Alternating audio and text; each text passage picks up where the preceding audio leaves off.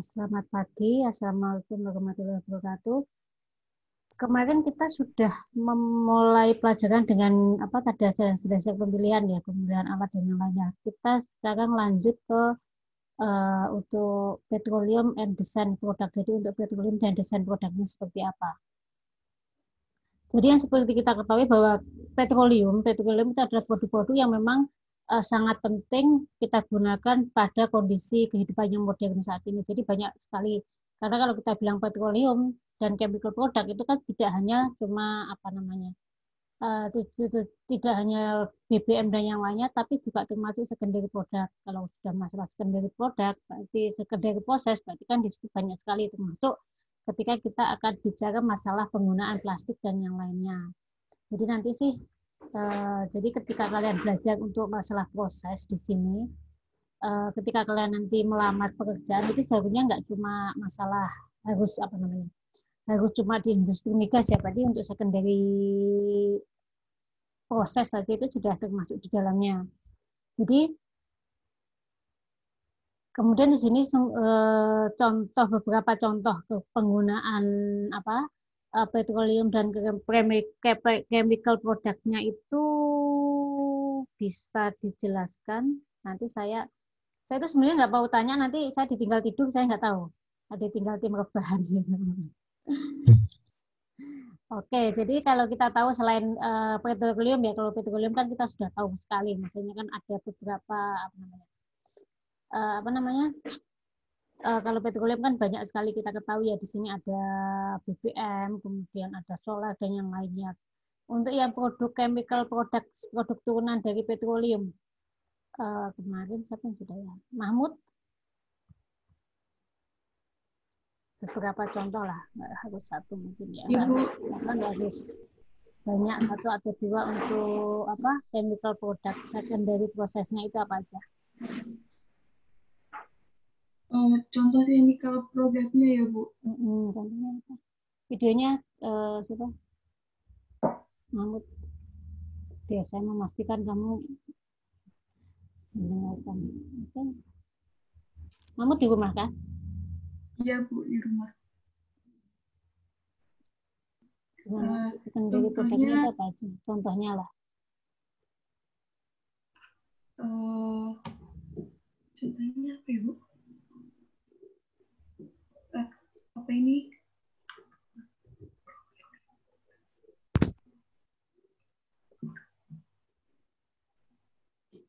Apa untuk secondary produk yang biasanya ada di secondary produk itu apa?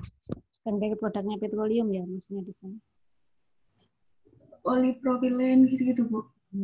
Apa aja? Polipropilen, terus apa lagi? Ya, yang intinya sih yang dibuat ya, produk yang dibuat oleh TPPI sama apa satunya itu yang di balong apa sih? Di balong. Andrea asli itu kan itu memang secondary proses kan, secondary proses dari petroleum kan sebenarnya. Apa aja contohnya? Yang polipropilen, kemudian ada yang lain mau bantu?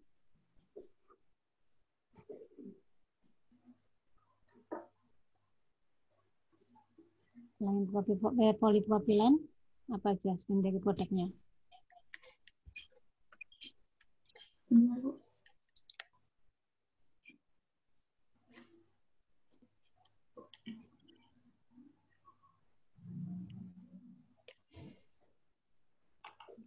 Apa, Mut? Ya Bu. Benzen gitu-gitu ya Bu. Benzen. Pede aja temasnya apa gitu. Mungkin kamu skripsimu tentang apa? Tentang methyl ether. Bikin methyl ether. Methyl ether dari mana? Dari metanol. Dari metanol. Metanolnya dari bumi, Wassalam. Atau enggak? Gimana? Metanol. Langsung dari metanolnya Bu. Dari metanolnya. Mungkin ada yang lain untuk secondary proses atau secondary produk dari petroleum yang membantu.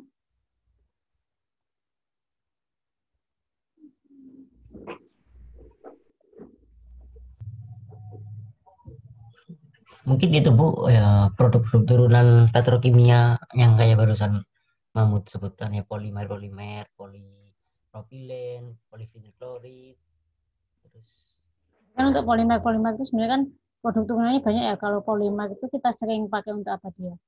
Yang paling sering sih biji apa? Biji plastik ya istilahnya. karet, karet sintetis. Polipropilen dan yang lainnya.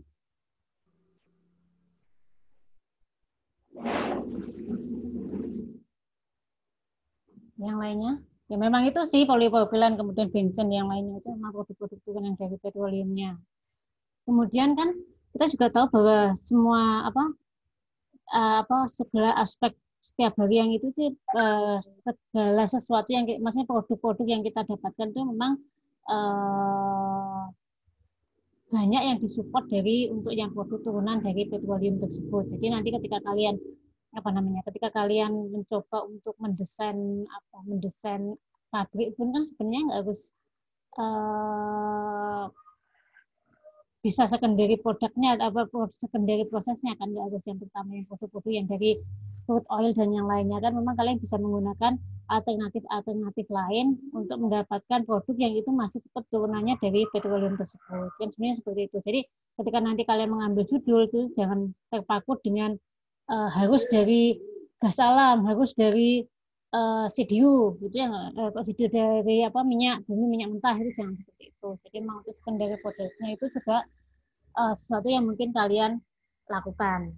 Kemudian untuk petroleum product itu dibagi menjadi 3 kategori. Yang pertama adalah light distillate, yaitu yang dia LPG, gasolin, nafta. Kemudian untuk middle ada kerosin, kemudian jet fuel sama diesel. Kemudian ada heavy distillate itu dan residu ada heavy fuel oil, lubrikan, wax, dan aspal. Kemudian di sini untuk komposisi dari crude oil itu tergantung pada kebutuhan market, refinery. Di sini untuk refinery-nya dapat memproduksi beberapa petroleum, beberapa produk petroleum yang berbeda. Jadi di sini kan biasanya itu kan ketika kalian mendesain sebuah pabrik itu kan kalian pasti akan pertama kali ketika kalian market study itu kan kenapa sih kalian harus memilih atau kenapa sih kalian kok harus mengambil judul tersebut, itu kan menjadi concern awal ketika kalian akan memilih, karena di situ kalian harus mengetahui bahwa sebenarnya market kalian itu seperti apa ketika kalian membangun sebuah pabrik. Jangan sampai kalian masih galau bingung untuk menentukan produk apa sih yang akan kalian maksudnya kemana sih kalian akan menjual produk kalian. Itu makanya kenapa kemarin dari itu kan memang dijelaskan bahwa kita memang harus mengetahui market kita ketika kita akan mendesain sebuah pabrik seperti itu. Kita lanjut untuk prosesnya. Jadi untuk proses desain di sini, jadi ketika kalian akan membuat sebuah pabrik kan pertama ketika kalian fit, berarti kan kalian sudah mengetahui, sudah mempunyai gambaran setidaknya apa sih yang akan kalian bangun, seperti itu. Ketika kalian ingin membangun sesuatu, itu kalian harus harus sudah punya gambaran. Jadi di sini untuk proses untuk pemilihan dari alat-alatmu itu kamu sudah harus mengetahui alat-alat apa sih yang akan kamu pilih di sini. Jadi di sini kalian harus bisa menentukan misalnya dari fitnya mau jadi apa sih, kemudian ketika ini menjadi apa itu alat-alat apa sih yang akan kalian pakai. Tapi sebelum ini kan kalian tadi ketika kalian ingin membuat sebuah produk, apalagi untuk produk baru, hal yang paling penting dilakukan apa? Ketika kalian akan misalnya nih kalian melakukan penelitian inhibitor ya, biasanya sekarang kan yang paling banyak kan solvent untuk inhibitor untuk mencegah terjadinya korosi, itu misal itu kan lagi booming. Kemudian kalian di situ mendapatkan produk baru, kemudian setelah produk baru kalian ingin mengkomersialkan dengan membangun sebuah pabrik. Hal penting apa yang harus kalian lakukan untuk menjaga keaslian dan ide-ide kalian tentang pembangunan itu sebelum pabrik kalian dibangun, kalian sudah mempunyai pegangan bahwa ini loh produkku, apa yang harus kalian lakukan. Sebentar saya tak nyalain kipas ya. Sebentar. Membuat paten, Bu. Mematenkan. Membuat paten. Benar. Nah, kita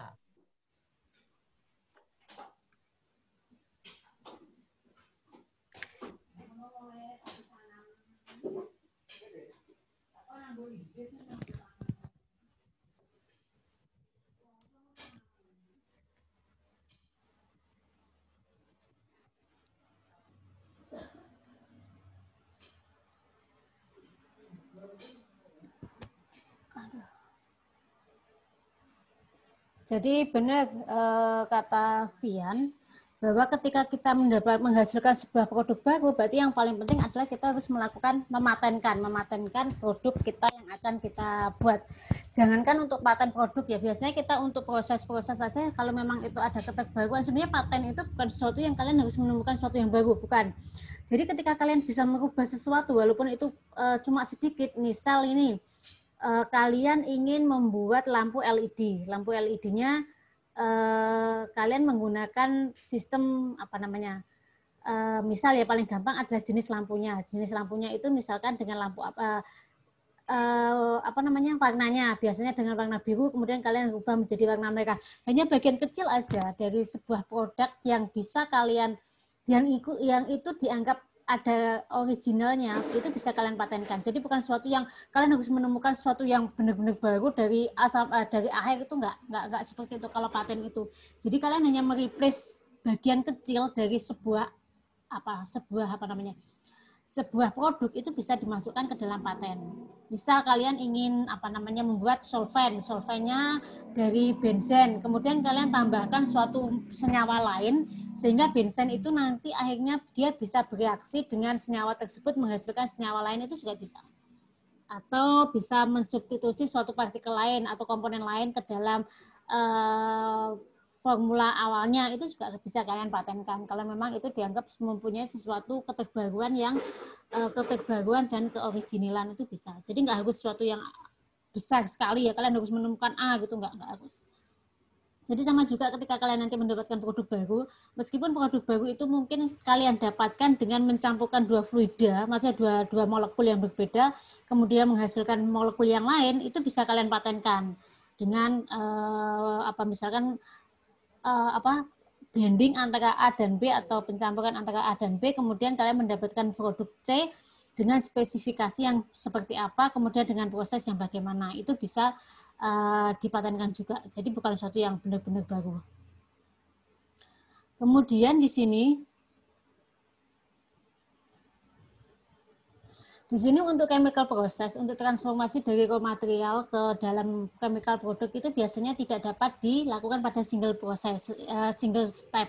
Jadi di sini memang ketika kalian akan memilih sesuatu, itu kalian tetap harus memilih proses ya, memilih alat, itu tetap kalian harus memilihnya satu persatu.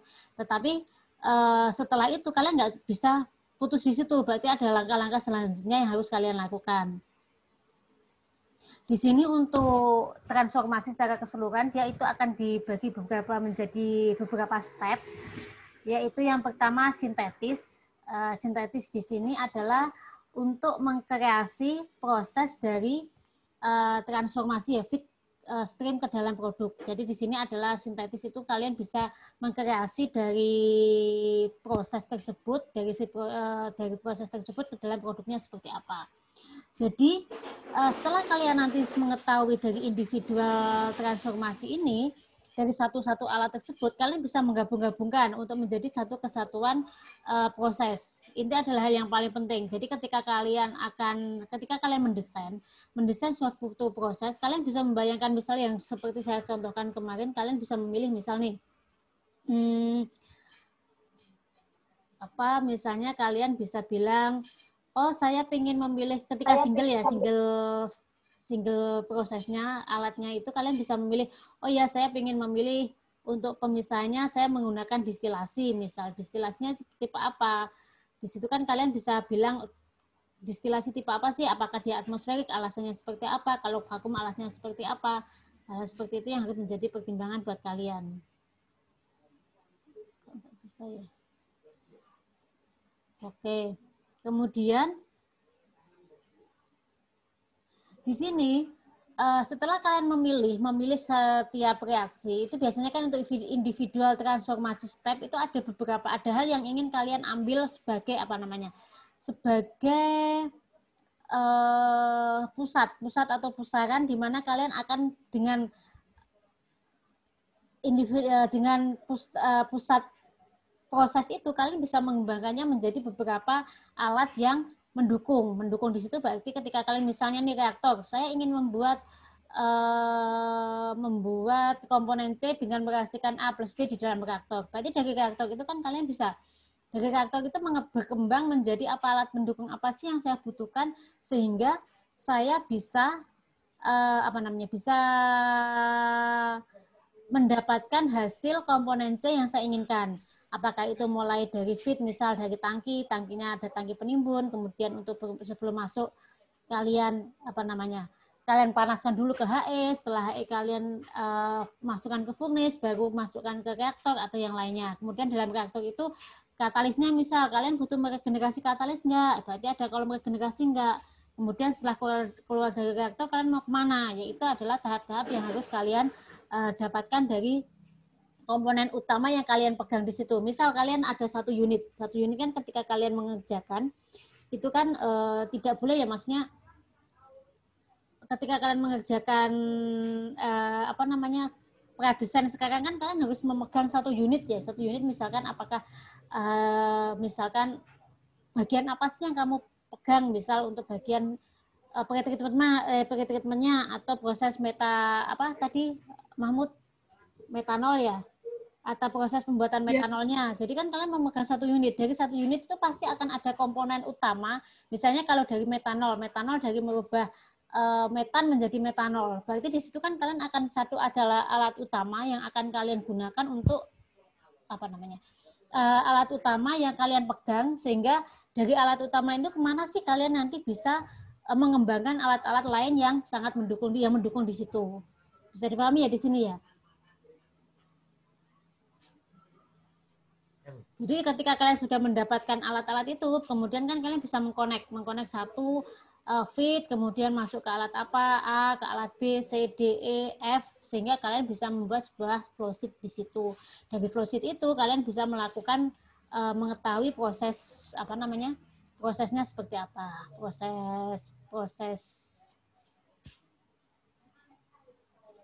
proses secara keseluruhannya seperti apa. Di sini bisa dipahami sampai di sini.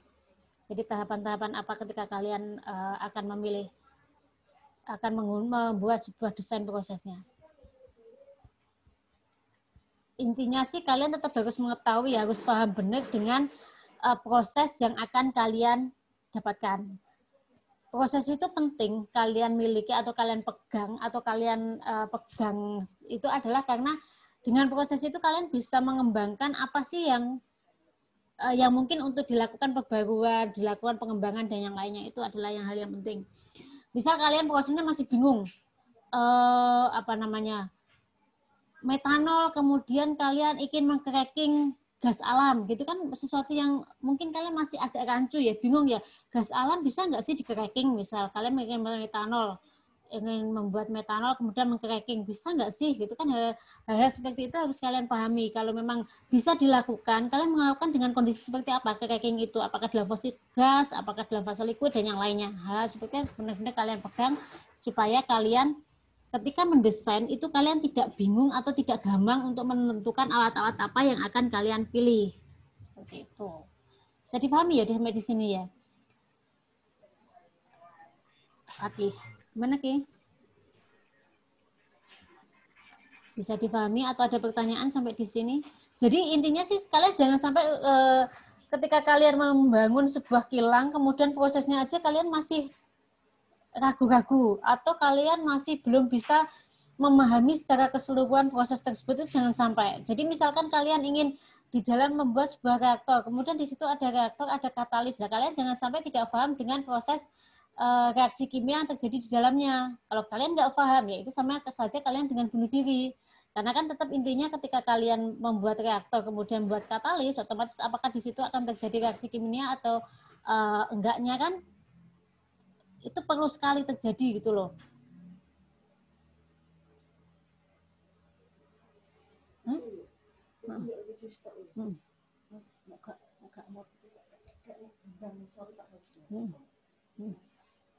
Seperti itu.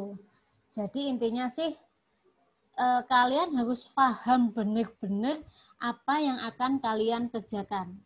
Seperti itu. Kalau proses metanol misalnya, metanolnya dengan model apa, dengan cara apa kalian akan merubah metan menjadi metanol, itu juga kalian harus paham kondisi operasinya, dan kemungkinan kalau bisa sih ketika kalian mendesain itu kan tetap misalnya ini ada kilang yang existing kilang gitu, tapi paling nggak kan kalian tetap harus ada sesuatu yang baru, ada terbaruan. Jangan sampai ketika nanti kalian sidang kemudian ditanya apa sih yang baru, kalian nggak bisa jawab. Jangan juga.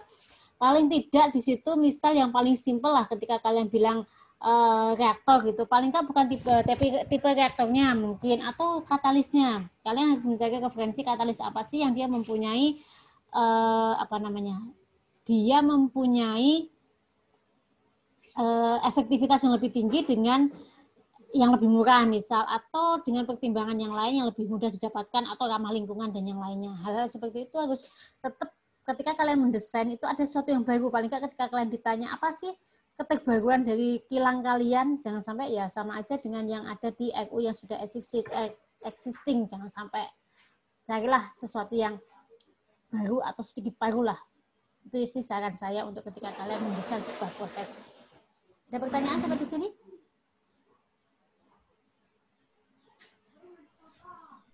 Belum ada. Pertanyaan?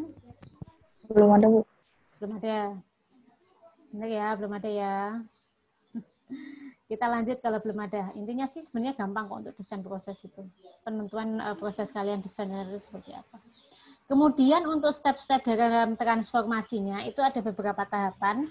Yang pertama adalah simulasi. Kenapa sih simulasi itu penting? Jadi biasanya sebuah kilang, sebuah pabrik, ataupun sebuah penelitian itu akan dimulai dari proses simulasi. Simulasi itu digunakan adalah supaya kalian bisa mengetahui gambaran awal dari proses apa yang akan kalian pakai.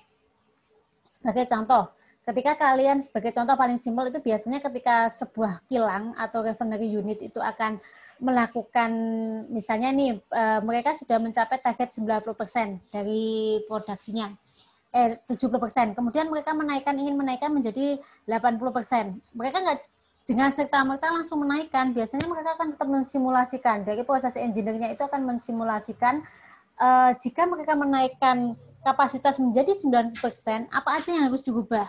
Kan nggak mungkin sama ya ketika kalian produkmu itu 70%, kapasitasnya kemudian dinaikkan 90, kondisinya akan sama, hanya fit yang berubah, itu nggak mungkin. Jadi apakah dia akan dianalisa lebih jauh, apakah ada yang harus dinaikkan suhunya misalkan, tekanannya, atau mungkin spesifikasi produknya gimana, itu kan tetap akan disimulasikan. Dengan simulasi itu diharapkan kalian akan mendapatkan gambaran yang sangat mendekati jika perubahan-perubahan itu dilakukan. Itu yang pertama. Yang kedua adalah untuk menghemat biaya. Jadi misalnya sebuah penelitian baru, kalian ingin mendesain mungkin mendesain solvent misal. Kalian berusaha untuk yang tahap pertama itu mensimulasikan supaya ketika kalian akan melakukan percobaan itu, paling tidak kalian sudah punya gambaran. Misalkan kalian ada beberapa komponen, misalkan solvent itu kalian ingin mensubstitusi sebuah molekul lain, ada 5 atau 6, ada 10 komponen molekul baru yang kalian rekomendasikan sebagai substitusi. Bayangkan aja jika kalian melakukan eksperimen dengan satu mensubstitusi komponen A, B, C, D sampai ke komponen ke-10 dengan perubahan suhu misal, itu sudah banyak berapa variabel. Misalkan ada 2 variabel komposisi dan komponen. Komposisi dan komponen. Kalian bayangkan dengan komposisi dan komponen, berarti 2 kali 10 kan sudah 20 komponen harus kalian coba. Berapa waktu yang akan kalian habiskan? Kemudian dengan waktu itu berapa biaya yang akan kalian habiskan. Dengan adanya simulasi, berarti misalkan kalian dari simulasi itu dari 10 komponen, kalian bisa mengambil 3 terbaik. Dari hasil simulasi bisa diyakini bahwa 3 komponen ABC itu adalah komponen yang paling idealis, yang bisa memungkinkan terjadinya spesifikasi solvent yang kita inginkan. Itu.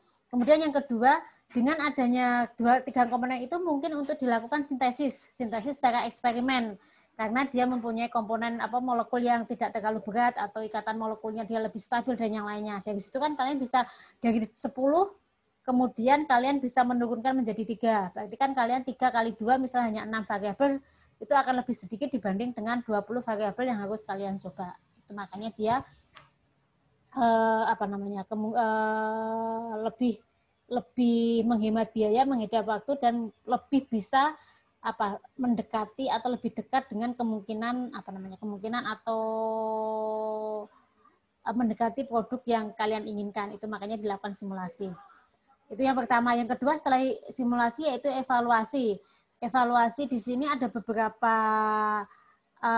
hal. Jadi mulai dari kemungkinannya seperti apa, kemudian ketersediaannya seperti apa, fleksibilitinya seperti apa, kemudian kesehatan dan safety-nya seperti apa. Dari situ kan kalian bisa, jangan sampai ketika kalian bilang, oh saya ingin ini, sudah mensimulasikan, tapi material itu tidak ada di lingkungan, tidak tersedia, atau tersedia dalam harga yang sangat mahal dan tidak rasional. Jika nanti menjadi produknya itu akan mempunyai nilai jual yang sangat mahal. Itu kan juga nggak mungkin. Kemudian ternyata ketika kalian analisa, sudah kalian evaluasi apakah nanti komponen yang akan kalian atau material atau solvent yang kalian hasilkan itu ternyata dia tidak ramah lingkungan, dia menyebabkan korosi, kemudian menyebabkan keracunan dan yang lainnya. Itu juga jangan sampai. Jadi hal-hal seperti itu ketika kalian pemilihan stepnya itu kalian memang harus benar-benar yang dia itu yang memang tersedia, fleksibel, kemudian dia ramah lingkungan, dia juga tidak akan menyebabkan keracunan, tidak menyebabkan kerusakan pada karyawan maupun pada lingkungan. Itu yang penting. Kemudian yang ketiga adalah optimisasi atau optimisasi. Di sini optimasi ya. Optimasi itu adalah sesuatu yang bisa kalian lakukan untuk menaikkan perform dari produk atau dari desain, entah itu produk atau yang lainnya. Jadi intinya adalah optimasi. Kalau kalian kemarin sudah belajar optimasi itu kan tahu ya, tingkat 3 ya. KKW tingkat berapa yang optimasi, Dek? 2 ya? Tingkat 3. Tingkat 3. 3, Bu. Jadi optimasi itu kan kalian bisa tahu, oh ketika misalkan ketika alat yang saya desain ini dia tidak mencapai nilai yang saya inginkan, misalkan efisiensinya hanya 90%. Berarti di situ kalian bisa melakukan analisa mana sih yang akan bisa menaikkan alat tersebut bisa menjadi efisiensinya 100% misal. Jadi untuk optimasinya itu ada 2, yaitu yang struktur dan parameter. Kalau struktur itu berarti kan lebih ke struktur, parameter sintetis alternatif strukturnya ya. Jadi lebih ke misal kalian ingin menaikkan produk, berarti dia lebih ke produknya. Produk itu maksudnya adalah apakah dia lebih ke komponennya, apakah dia fitnya, ataukah dia penambahan katalisnya, atau apakah dia menaikkan suhunya. Itu lebih bukan, kalau suhu kan lebih ke parameternya. Jadi lebih ke komponennya, ke strukturnya, lebih ke produkmu. Jadi kalau produk misalkan kamu ingin menaikkannya dengan katalisnya, meningkatkan katalisnya seperti apa, kemudian fitnya jika dirubah seperti apa. Jika ada 2 fit, misalkan fit A dan B, apakah kalian ingin mengkombinasi komposisi dari fitnya itu seperti apa supaya bisa menaikkan produkmu misalnya. Tapi kalau untuk yang kedua yaitu untuk parameternya, di sini kalian dengan merubah kondisi operasinya. Jadi di sini bisa menaikkan suhu misalkan, tekanan atau yang lainnya. Jadi di situ. Bisa dipahami ya untuk yang step dari transformasi itu berarti ada simulasi, evaluasi dan optimasi. Bisa dipahami ya, jadi dari ketiganya. Gampang lah harusnya. Ada pertanyaan sampai di sini? Bu, izin tanya, Bu. Ada pertanyaan sebelum kita lanjut? Halo, Bu Tun. Ini Izin ada tanya, Bu. yang satu yang belum masuk siapa ya? Tadi di absen saya ada 31, ini baru 31 juga. Yang belum masuk siapa, Dip? Atau Riki? Atau Fakih? Temanmu siapa yang belum masuk? Sudah, Bu. Sudah semua kelihatannya. Kok di tempat saya ada 31 ya absennya? Ali. Nomor saya kan berarti 32, ini cuma 31 di saya absennya.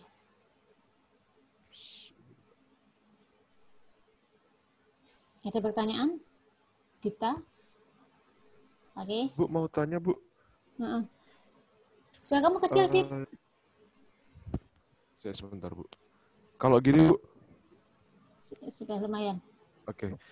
Bu, kalau misalnya nih, kan kita punya step-step untuk Gak dengar, kita Dit. gerak. Di gedein mungkin volumenya.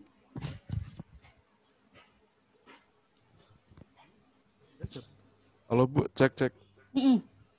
Nah. Mungkin harus teriak kali. Enggak lah Bu.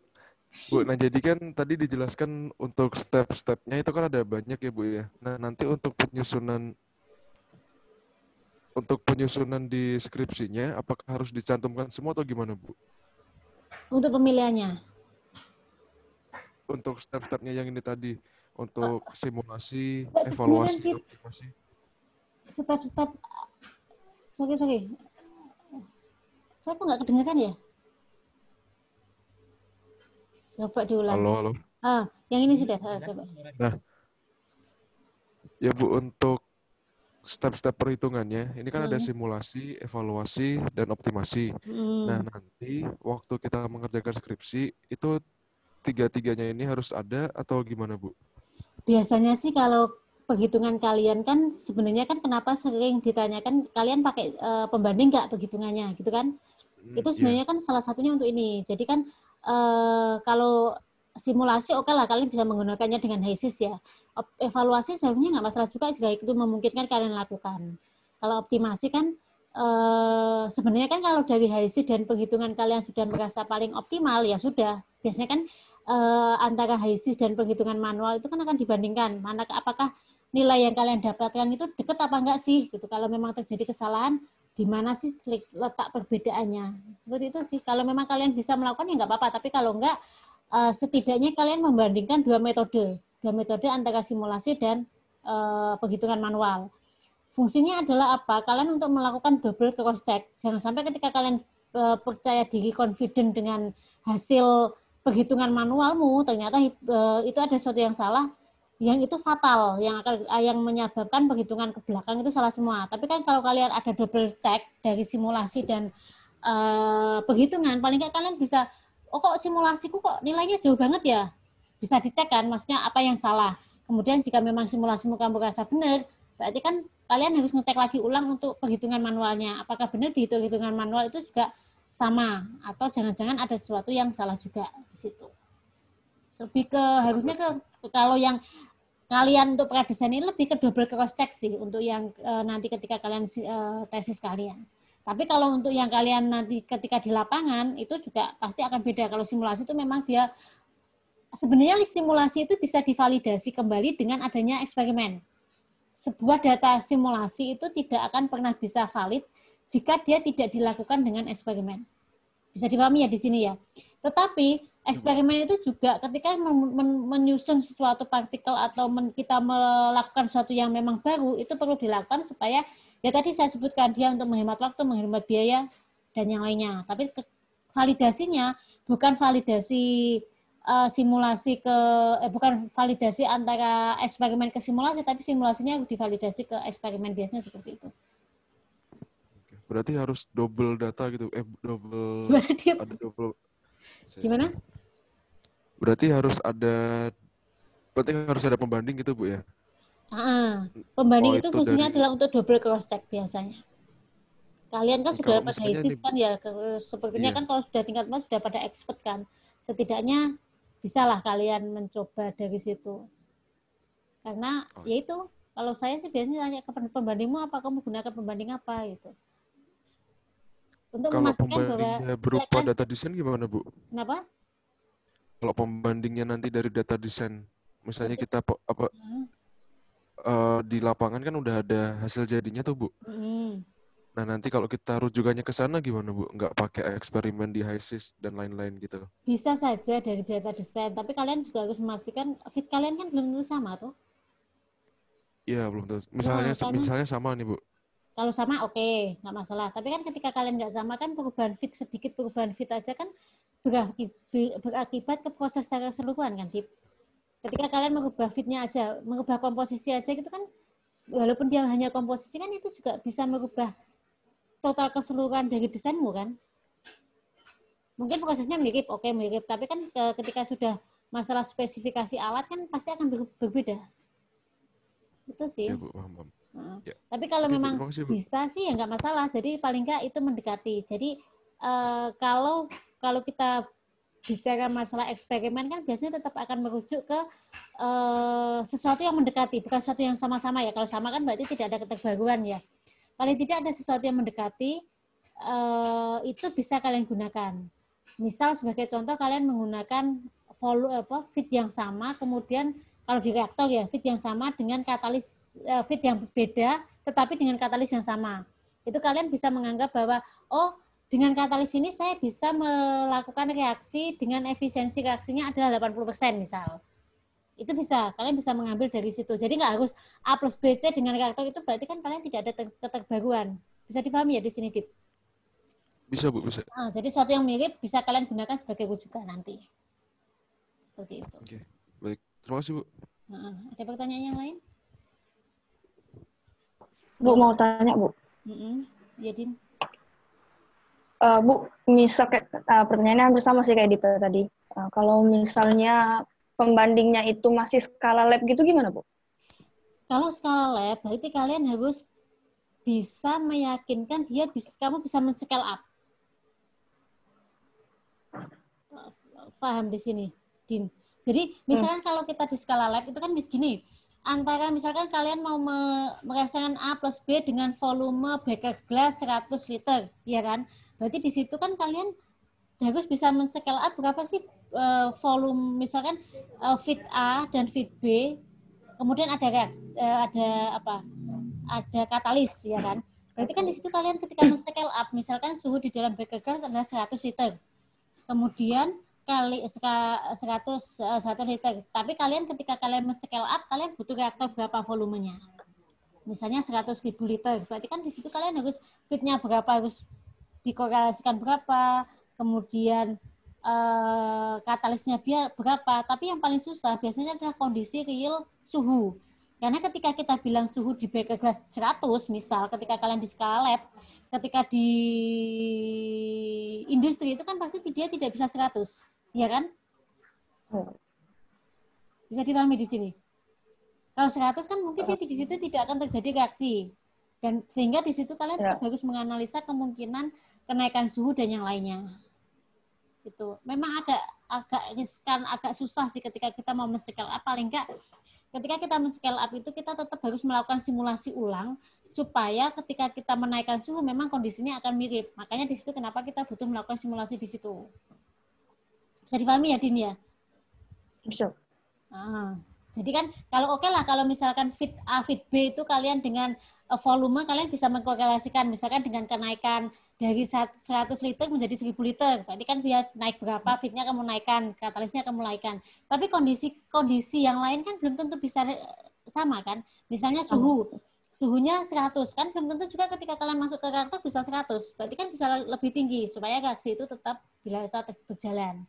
Jangan-jangan ketika dengan volumenya banyak, dengan kondisi 100 tidak pemanasan terhadap katalisnya tidak sempurna dan yang lainnya.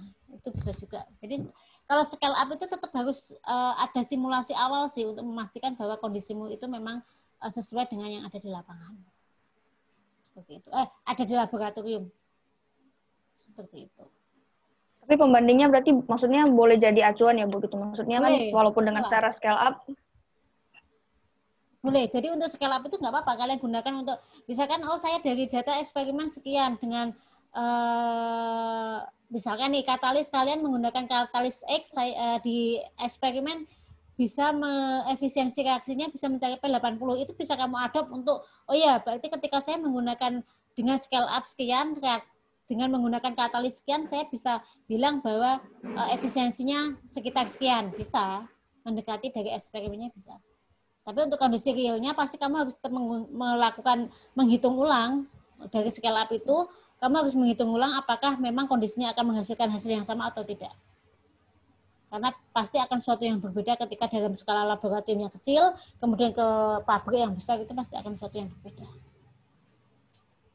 Bisa disimulasikan ulang itu untuk mengetahui kondisinya. Seperti itu, Din. Baik, terima kasih Bu. Oke, atau bisa dihitung ulang. Bisa disimulasikan atau dihitung ulang ketika kamu menggunakan skala laboratorium dan skala pabrik misalnya. Seperti itu. Oke, ada pertanyaan yang lain?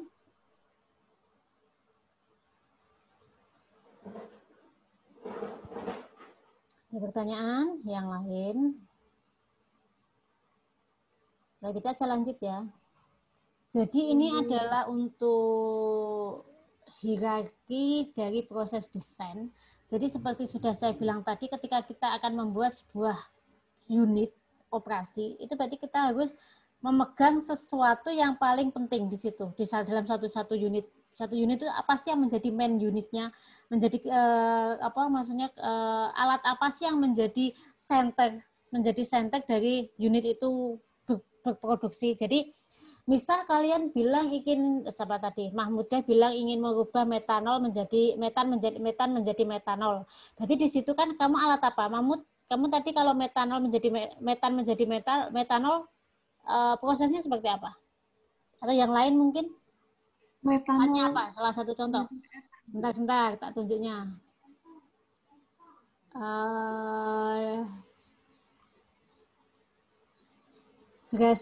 Gracella.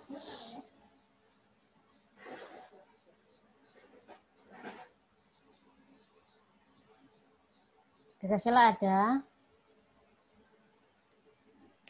Ada, Bu.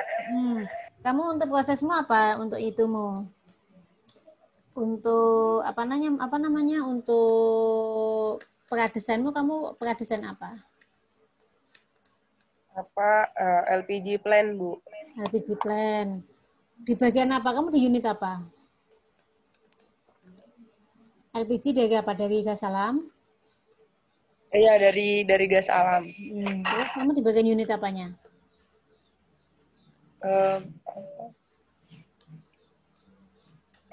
Jadi ini untuk kita kelompoknya kita membahas tentang LPG plan, tapi untuk pembagian unitnya belum ada, Bu. Oke, belum ada. Kalau yang sudah dibagi unitnya, ada kelompok lain? Yang sudah dibagi unit-unitnya? Jakobus, Lydia? Jakobus. Kalau kelompok kita belum dibagi per unit juga, Bu. Nggak kedengeran? Gimana? Kalau untuk kelompok kita belum dibagi per unit juga, Bu. Belum dibagi per unit. Yang sudah dibagi siapa? Kelompoknya siapa? Kelompok kami, Bu. Bilda. Iya, Bu.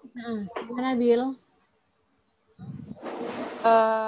Kami tuh mau buat etanol dari etilen, Bu. Etilen dari gas alam. Terus? Jadi kami udah membagi unitnya tuh menjadi 3 unit. Unit yang pertama itu unit purifikasi. Nanti di unit purifikasi itu ada terbagi lagi, Bu, untuk bagian separasinya, bagian untuk menyerap gas sorgasnya sama dehidrasi unitnya. Terus kemudian ada unit thermal cracking sama yang terakhir itu OCM, Bu. Untuk mengolah metan menjadi etilen, Bu, dengan penambahan oksigen. Berarti di situ ada apa? Ada reaktor? Atau apa? Ada reaktor, Bu, yang di OCM-nya. OCM-nya ada reaktor. Iya, Jadi Bu. kan kalau di OCM kayak Wilda itu kan berarti kan unit yang paling utama adalah reaktornya ya? Iya, Bu, reaktornya. Reaktor untuk berapa menambah apa menjadi apa etilen? Oksigen, Bu. Jadi nanti metan dari metan itu nanti direaksikan dengan oksigen dan nanti dia akan menghasilkan etilen itu sama H2O. Jadi kan kalau di Wilda itu kan berarti kan yang menjadi senternya adalah reaktornya. Jadi ketika kamu sudah bilang, oh saya di sini adalah reaktor, ini menghasilkan metan dengan oksigen untuk menjadi etilen. Berarti dari reaktor tersebut kamu akan mengetahui alat-alat apa sih yang kamu butuhkan. Misal berarti metanmu dari mana? kamu bisa mengambil metan dari mana? Apakah prosesnya pada suhu berapa di reaktor? Sehingga ketika kalian ada feed metan, apakah dia butuh pemanasan atau tidak? Kan seperti itu. Atau pada tekanan berapa butuh kompresor apa tidak? Jadi ketika sudah ada reaktor, berarti di situ ada, kalau reaktor itu di sini untuk yang hierarki dari desain proses itu adalah dia merupakan layer yang pertama atau layer yang reaktor ya, layer pertama. Kemudian dari layer pertama di situ kamu akan mengetahui dari layer ini kan kalau di sini kan dia didesain dari proses yang dimulai dari reaktor ya. Di sini kamu akan merubah suatu feed, berarti merubah antara metan dengan oksigen menjadi etilen, ya kan? Dari situ kemudian akan ada alat-alat pendukung yang ada di sekitarmu. Berarti di situ kamu butuh apa sih di layer keduanya itu? Apakah kamu akan butuh apa? Produkmu kamu apakan? Kamu recycle kah? Atau kamu apa? Kamu recycle atau kamu butuh apa namanya? Katalismu kamu butuh regenerasi atau tidak, atau butuh katalis atau enggak, itu kan akan membutuhkan komponen-komponen lain yang mendukung di situ. Kemudian itu adalah sepakati dan recycle sistemnya. Kemudian di layer yang ketiga itu ada heat recovery system. Jadi di sini adalah kamu membutuhkan apa sih? Di situ apakah ada pertukaran panas yang kamu butuhkan, atau kamu membutuhkan apa namanya panas untuk reaktornya seperti apa, atau separatornya seperti apa, itu kamu dapatkan di layer yang ketiga. Kemudian di layer yang keempat itu adalah panas ya, duty panas apa namanya, beban panas ya, yang dapat di handle pada sistem utilities. Jadi di sini apakah di situ butuh alat pertukar panas atau tidak. Kemudian di sini apakah kalian membutuhkan misalkan steam atau enggak, atau pendingin atau yang lainnya. Yang kelima ini adalah untuk yang dia lebih ke efisiensi dari treatmentnya, dari ke utilities ya. Untuk yang kelima ini apakah nanti di situ akan ada utilities yang mendukung atau tidak. Jadi di sini ketika kalian ada reaktor, berarti kalian harus menentukan, harus mengetahui alat apa yang kalian gunakan, kemudian perpindahan panasnya seperti apa, recycle-nya seperti apa, kemudian alatnya nanti terhubung seperti apa. Bisa dipahami ya dari sini ya. Jadi ketika kalian di satu unit, kalian harus memegang alat utamanya itu apa? Alat yang bisa digunakan untuk merubah sesuatu, apakah itu reaktor, apa itu distilasi. Jadi di situ kan ada komponen utama.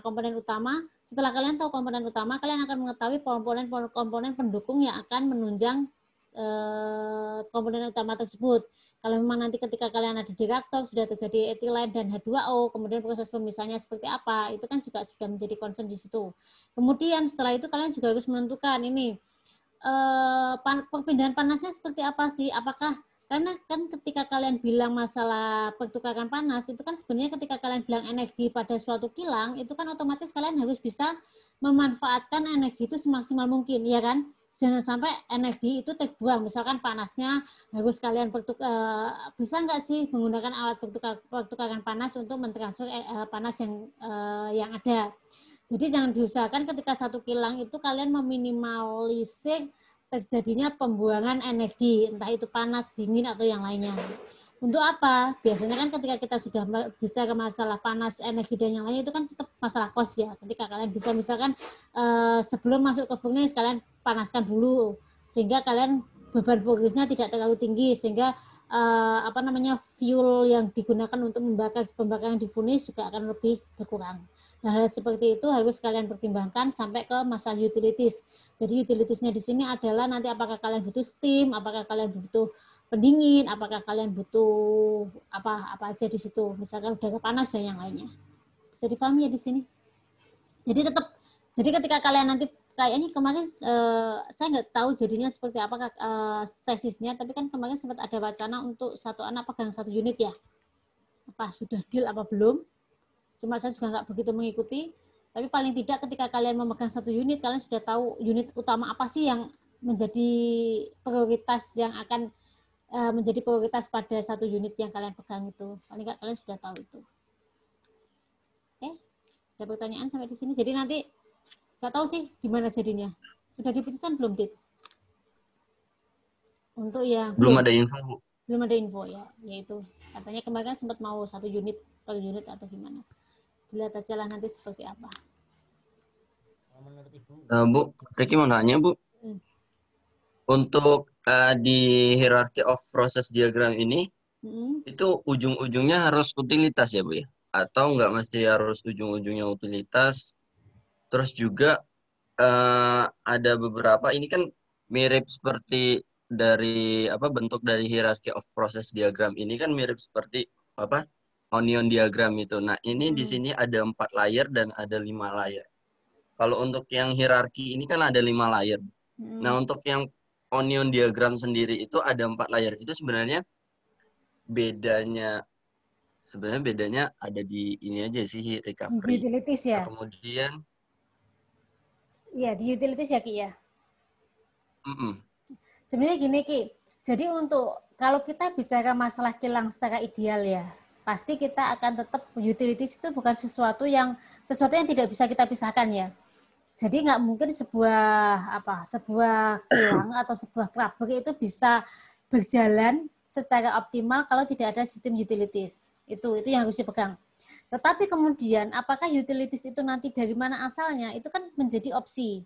Opsi dari ketika kamu mendesain dan menganalisa, itu kamu akan menentukan utilitasmu itu dari mana sih? Sebenarnya kan seperti itu. Bisa saja utilitas itu kamu beli. Ya nggak masalah kamu beli misal, tapi ketika kamu menjadi masalah ketika kamu pabrikmu tunggal di suatu lokasi, otomatis kamu harus mau nggak mau harus mendesain, ya kan? Beda lagi ketika kamu seperti di pembangunan kilang di TPPI ya, di mana di Tuban itu, atau di Cilacap apa di itu yang ada penambahan di Cilacap ya, di Cilacap apa di Balongan? Balongan ya? Cilacap ada penambahan kilang. Balongan ya, Ke? Di Cilacap ada, Bu. Oh, Cilacap. Kalau misalkan di Cilacap kan berarti kamu bisa misalnya nih, oh ya sudahlah karena sudah ada utilitas dari existing plan yang sudah ada, kamu ikut di situ. Itu sebenarnya nggak masalah. Tetapi kalau kalian membangun sebuah kilang, sebuah perusahaan, itu tetap sebenarnya adalah utilities masuk ke dalamnya. Dalam pengerjaannya nanti seperti apa ketika kalian menganalisa itu kan sudah menjadi concern sendiri ya. Misalkan kalau mau bikin perusahaan geotermal gitu berarti kalau geotermal kan kata-kata kan di pegunungan ya, yang dia memang sendiri dan jauh dari jangkauan gitu kan, mau nggak mau kalian harus memilih utilities. Sama juga ketika nanti kalian di pradesain itu sebenarnya ada 2 opsi, terserah kalian mau mempertimbangkan utilities atau tidak, kembali lagi ke pertimbangan yang akan kalian ambil. Jadi gini, kamu bilang, oh saya pokoknya nggak mau milih utilities, ya nggak apa-apa juga, tapi kamu di situ kan pasti akan ada tetap perhitungan secara keseluruhan utilitiesmu seperti apa kan tetap ada, ya kan? Jadi nggak bisa terpisah sih satu dengan yang lainnya. Tapi untuk pelaksanaannya nanti akhirnya kamu bisa menggunakan existing plan atau misalnya kamu beli dari PDAM, kemudian kamu beli dari misalkan disuplai stimu dari perusahaan lain, itu kan sudah hal yang berbeda. Tapi kan ketika kalian nanti analisa ekonomi, utilities itu kan harus masuk. Karena itu sudah masuk ke dalam cost kalian. Ketika kalian nggak memasukkan cost utilities, otomatis bisa dipastikan perusahaan kalian akan untung besar. Sedangkan ketika kalian dari PDAM aja itu kan kalian harus membeli, misal dari PLN untuk listriknya kalian juga harus beli. Kemudian misalkan kalian beli steam dari tempat lain, berarti kan kalian harus beli. Jadi biaya-biaya itu tetap harus dimasukkan di dalam total cost-mu. Seperti itu sih, Ki. Bisa dipahami, Ki? Bisa, Bu. Berarti ini nanti kalau dari hierarchy of process diagram ini hanya 3 layer atau 4 layer, boleh-boleh aja ya, Bu ya? Boleh. Yang penting kamu bisa menjelaskan ya kenapa kok misalkan utilitiesmu nggak masuk. Itu kamu nggak masalah. Terus juga berarti tadi utilitasnya itu lebih ke penunjang steam, air untuk instrumennya, Bu ya. Saya kira utilitas pengolahan limbahnya. Itu masuk itu utilitas pengolahan limbahnya juga kalau memang ada limbah. Kan biasanya kalau tergantung sih, Ki. Jadi perusahaan itu kan tetap concern masalah limbah kan tetap suatu masalah yang masalah yang riskan ya, maksudnya kan memang limbah itu adalah sesuatu yang dia itu kelihatannya sepele, tapi bisa sebuah perusahaan itu ditutup hanya karena limbah. Tuh. Jadi ketika kamu belajar, maksudnya ketika utilitasmu limbah itu juga harus masuk ke dalamnya. Termasuk juga gini, misalkan kalian ada limbah. Apakah limbah itu akan kamu subkonkan ke perusahaan lain, ataukah kamu olah sendiri? Itu juga harus menjadi concern juga. Seperti itu. Biasanya kan perusahaan, misalnya kalian nggak mau repot nih, ya sudahlah, perusahaan limbahnya nggak terlalu banyak juga, kalau diolah sendiri cost-nya lebih tinggi, lebih baik di itu aja lah, minta perusahaan lain untuk mengambil, ya nggak masalah. Tapi kalau perusahaanmu sudah terlalu besar, mau nggak mau ya kamu harus mengolah limbahmu sendiri. Seperti itu. Kayak di mana itu, di Gundi itu kan dia mengolah limbah sulfurnya sendiri kan. Walaupun tas sulfurnya itu nantinya seperti apa juga, tapi paling nggak dia mengolah sendiri untuk masalah limbahnya. Iya kan? Tetap harus menjadi concern, Ki. Jangan sampai ketika kamu itu limbahmu kemana, kamu nggak bisa jawab nanti ketika kamu ditanyain. Misalnya ini kalau ada yang pembuatan bioetanol dari tebu ya. Pasti nanti kamu ditanya, itu nanti ampas tebumu kamu apain? Berarti ada pertanyaan itu pasti. Jangan-jangan kamu buang begitu aja, kan harus tetap kalian ketika kalian mendesain aspek-aspek, kemarin kan ketika kalian mendesain itu masuk lingkungan juga kan, masalah AMDAL-nya juga kan masuk kan. Iya Bu, iya Bu, analisis mengenai dampak lingkungan. Itu tetap harus itu. Ya kalau kalian waktu ujian nggak ditanya ya bersyukurlah, kalau ada Pak Minarto pasti ditanya itu limbahnya kemana. Ada pertanyaan yang lain? Terima kasih nanya Bu. Tadi mengenai limbah Bu, di Egypt ada unit yang buat ngolah selat jadi batako. Ya, kayak lumpur-lumpur yang udah nggak kepake dari unit itu udah dibuatkan unit pengolahan limbahnya buat bikin batako. Cuman nggak dioperasikan.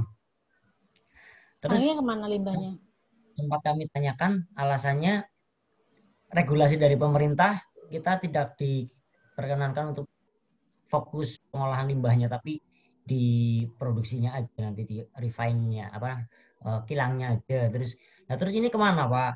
Ya secara kita membuang ini ya ke pihak ketiga, biarkan pihak ketiga yang mengelola.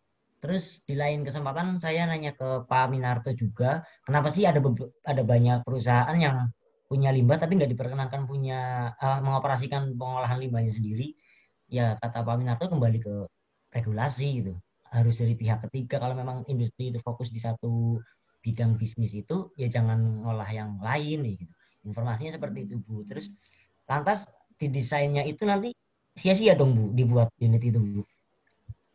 Ya paling kan tergantung sebenarnya, Ki. Banyak nggak limbahnya? Sebenarnya kan masalah perizinan itu kan tetap bisa. Maksudnya kan sebenarnya kan tergantung juga. Kalau misalnya untuk kalian pernah ke Mike nggak sih? Ke yang di itu loh,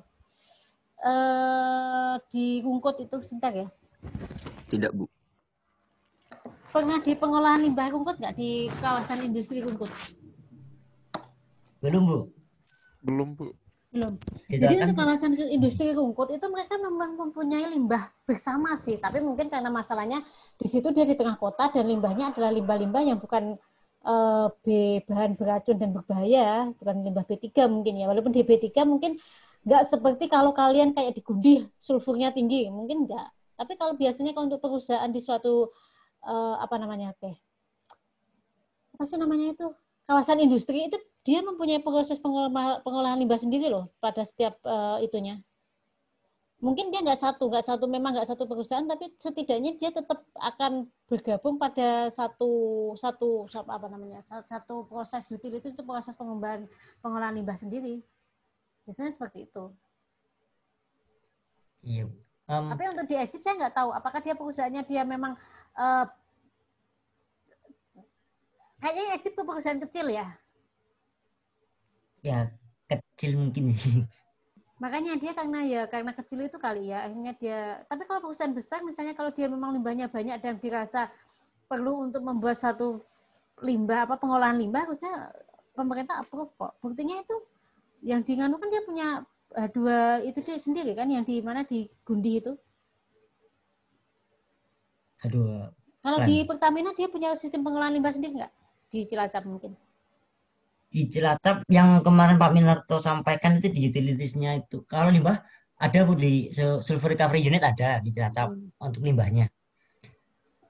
Tapi kalau yang berhubungan dengan kasus serupa tadi di Egypt itu kejadiannya di utilities untuk ini air. Jadi airnya dari air laut diolah, terus kemudian air bersihnya dipakai. Nah, sisanya kan kandungan garamnya cukup tinggi. Kalau kita bicara desain untuk mengejar profit, itu diolah kan juga kita bisa ngejual garam yang cukup tinggi kadarnya gitu, Bu. Tapi ya kembali katanya Pertamina fokusnya di oil and gas. Kalau garam itu ya jangan diambil juga ya gitu, Bu. Padahal kalau kita bicara profit itu berpeluang bagus juga gitu. Kalau masalah regulasi kan memang suatu yang ya gitulah. Kadang kan tumpang tindih nggak jelas itu.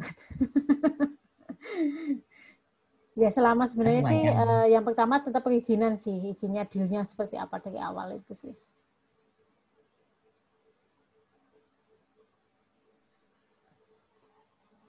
Jadi dealnya memang kan kalau kita membangun apapun kan memang regulasi dari pemerintahnya seperti apa gitu aja sih. Kalau memang harus mengolah limbah ya berarti kan di approve. Kalau enggak berarti ya sudah ke pihak ketiga gitu kan akhirnya. Bagi-bagi rezeki, Bu. Kayak kalau di PLTU limbahnya tuh fly ash, Bu. Fly ash di situ dari PLTU nggak boleh dibuang gitu aja, dan mereka juga nggak ada kebutuhan untuk pengolahan itu. Terus akhirnya yang bisa memanfaatkan fly ash itu pabrik semen. Namun karena memang itu nggak boleh diolah dan nggak boleh dibuang sembarangan oleh PLTU, tapi pihak semen juga nggak boleh menerima secara gratis. Artinya dari PLTU ngejual ke pihak ketiga dan dari pihak ketiga dijual lagi ke semen. Itu kan sama kasusnya dengan limbahnya itu kan, limbahnya mana? Gundi kan? Gundi itu kan juga kayaknya sih dia nggak bisa memberikan cuma-cuma nggak sih? Atau dikasihkan cuma-cuma, tambah dia yang kayaknya untuk pembuangan limbah sulfurnya itu dia malah biaya transportasi ditanggung oleh Gundi kan, seingat saya. Ada yang pernah ke PKL ke Gundi nggak?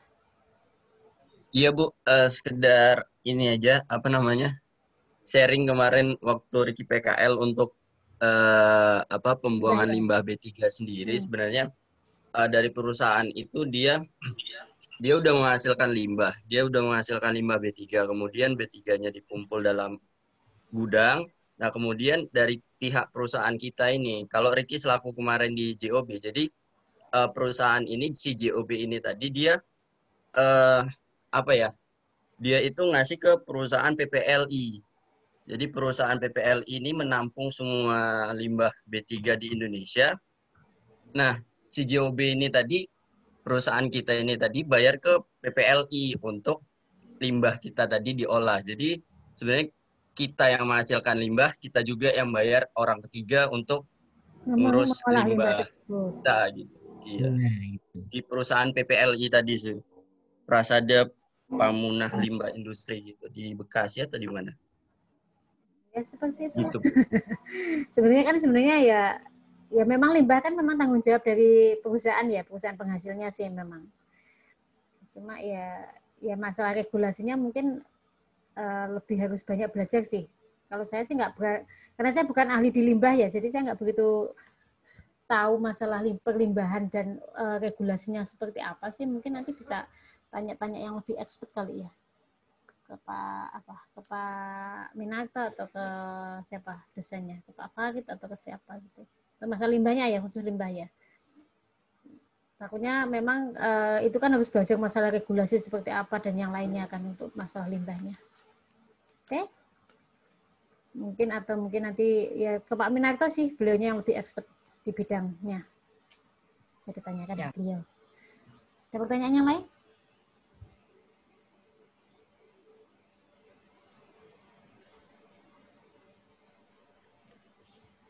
Mungkin kalau mengenai siapa? Biaya pembelian bahan baku Kalau misal dari Ini kita suara kamu kecil, apa teman-teman di saya yang kecil ya?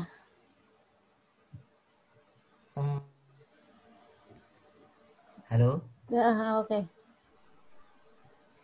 Kalau misal teman-teman atau mungkin ya kita semua lah dalam pembuatan rancangan proses ini atau nanti dirancang pabriknya menemukan peluang mengolah limbah yang ada dijadikan bahan baku itu perhitungannya wajib membeli limbah atau memanfaatkan limbah, Bu. Kalau memanfaatkan berarti kan bolehlah dari perusahaan tersebut yang tidak mengelola limbah diberikan secara cuma-cuma seperti yang tadi di Gundih misal itu, Bu. Bisa nggak sih buat memangkas biaya operasi itu? Gimana? Jadi untuk perusahaannya? Kalau misal ada perusahaan punya limbah dan memang nggak bisa mengolah, terus kemudian ada teman-teman yang bisa merancang pabrik untuk perhitungan rancangannya itu kan ada estimasi anggaran alat, terus kemudian harga bahan baku. Nah karena memang itu limbah, boleh nggak sih memanfaatkan limbah? Jadi nggak beli gitu, nggak masuk ke anggaran gitu. Atau memang kita wajib memasukkan ke anggaran dengan istilah ya kita ngebeli deh gitu. Kalau sebenarnya limbah itu menjadi tanggung jawab perusahaannya, Ke. Jadi kalau perusahaan A mengeluarkan limbah, harusnya itu menjadi tanggung jawab perusahaan A. Terus pertanyaannya Fakih adalah, dari limbah itu gimana, Ke?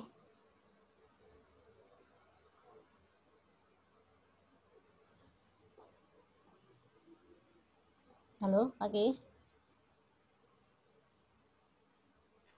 Maaf Bu, ke mute. Gimana?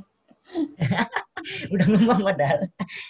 Itu tadi kalau misal teman-teman udah sempat membuat sebuah rancang pabrik kan kita mengestimasi anggaran untuk alat, untuk proses, untuk bahan baku, terus nanti ketemunya bersih berapa, dijual berapa, dapat profit. Nah, untuk misal bahan bakunya dari limbah, boleh nggak sih memanfaatkan limbah? Dalam arti di situ kerjasama lah, bukan ngebeli gitu. Jadi anggarannya bisa kepangkas dari pemanfaatan itu gitu. Atau ada regulasi tertentu gitu, Bu. Nah itu harusnya ada regulasi, Ke.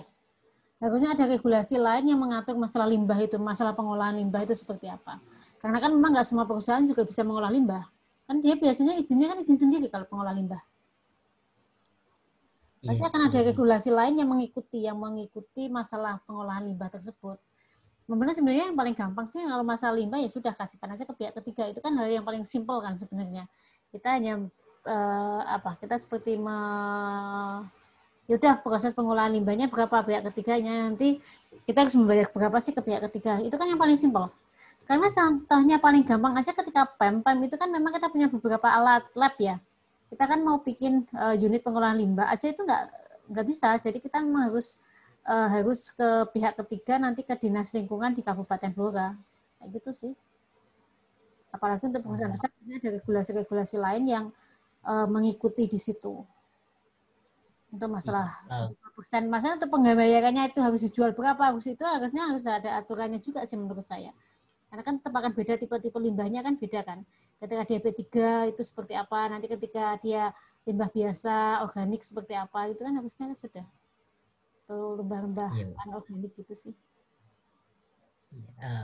Sempat kepikiran aja sih, kayak kemarin lihat judulnya teman-teman kelompok berapa itu lupa kan, memanfaatkan molasses buat bikin produk apa. Nah, molasses itu kan kebanyakan udah jadi limbah di pabrik gula tebu kayak gitu, Bu.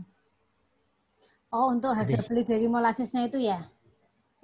Limbah tebunya itu ya? Mungkin bisa dicek ulang ya. Masalahnya kan sebenarnya ketika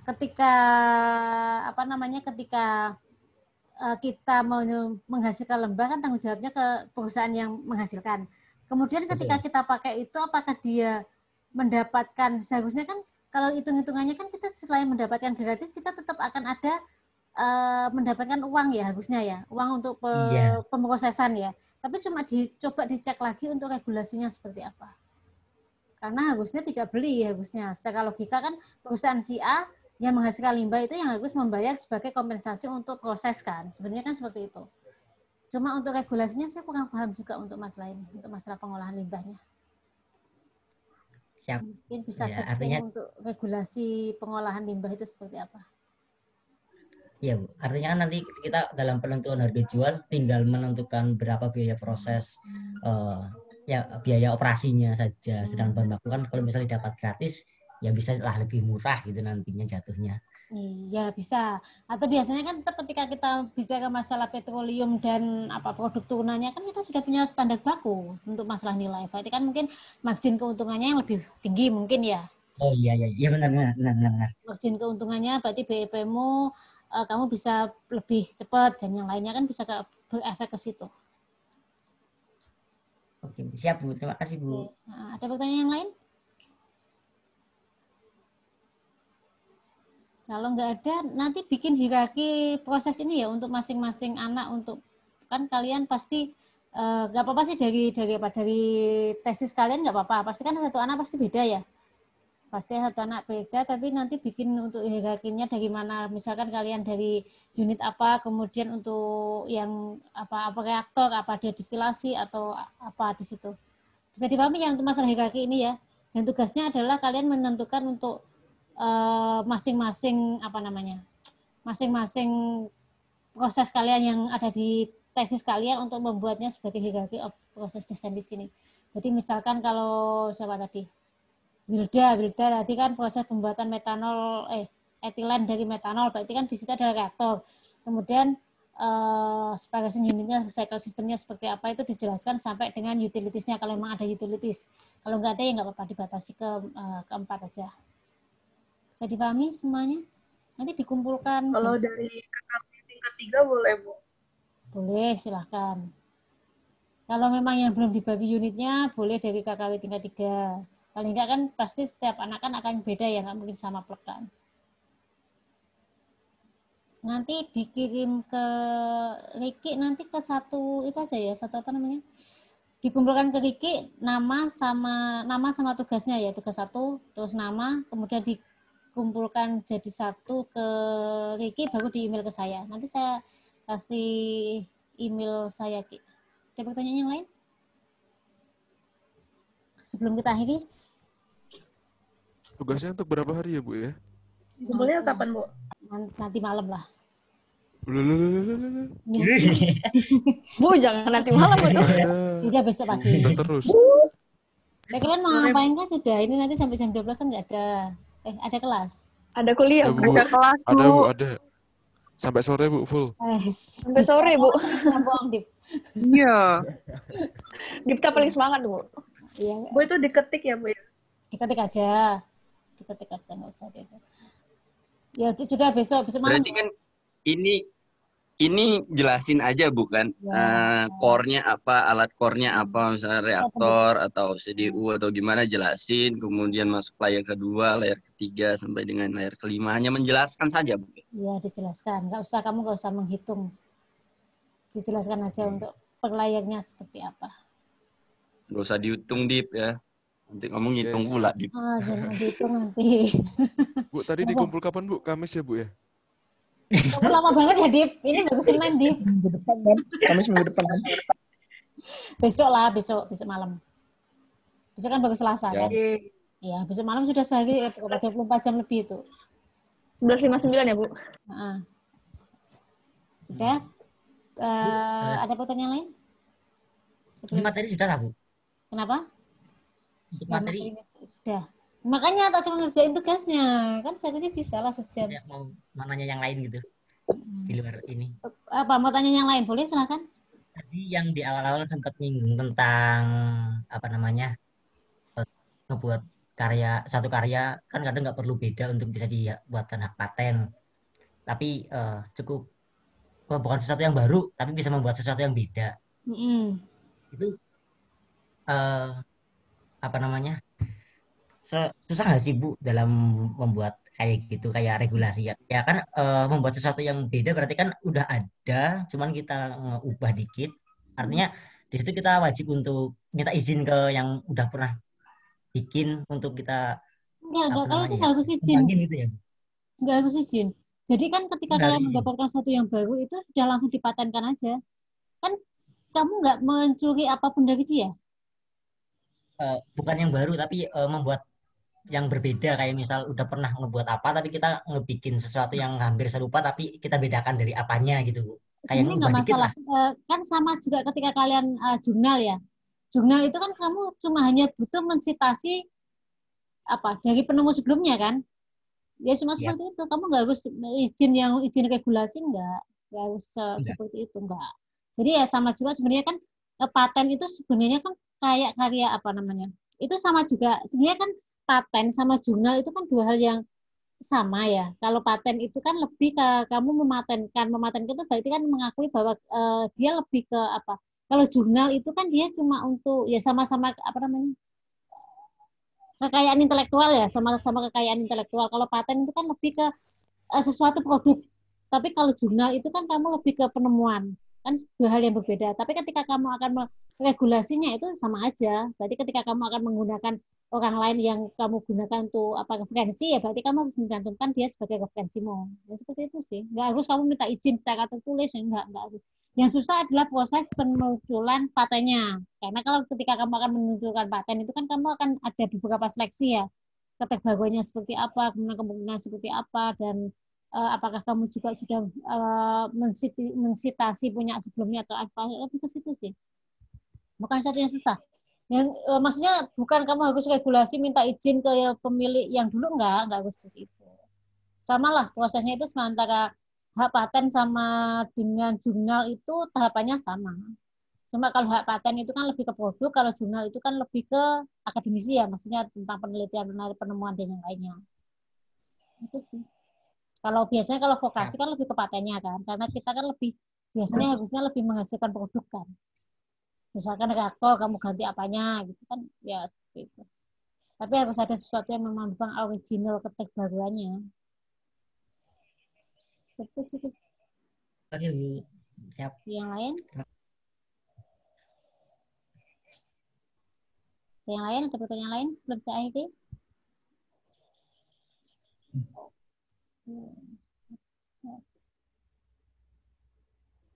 Izin Bu, sebelum diakhiri untuk bisa foto saya dulu Bu, dokumentasi absensi. Saya akhiri dulu ya. Assalamualaikum warahmatullahi wabarakatuh.